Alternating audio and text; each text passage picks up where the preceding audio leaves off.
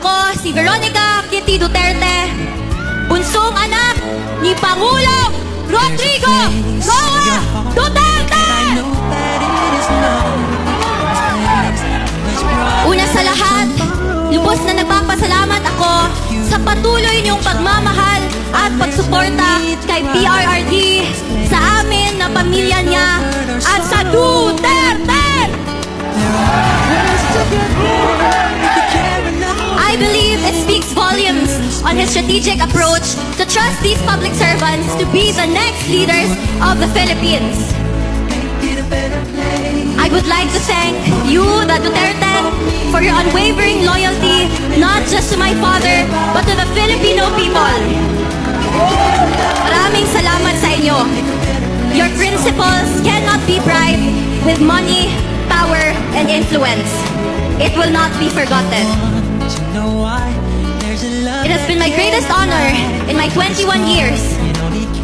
It has been my greatest honor to stand and fight for my country, my fellow men, my family, and for my father who loved me into the woman I am today.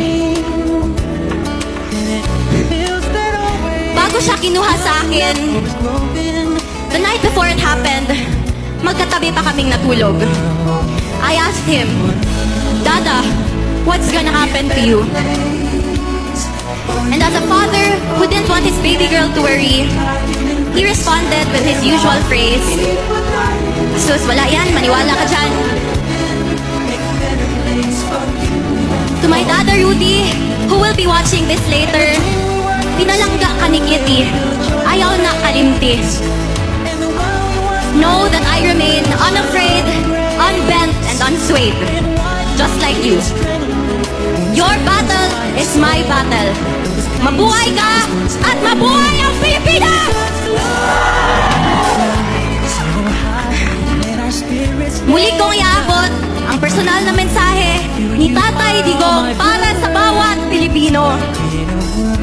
Sabi niya, exercise your right to vote and do so wisely.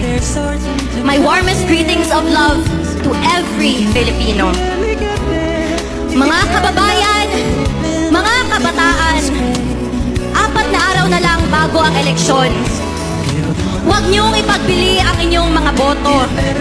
Ipanalo natin ang Duterte!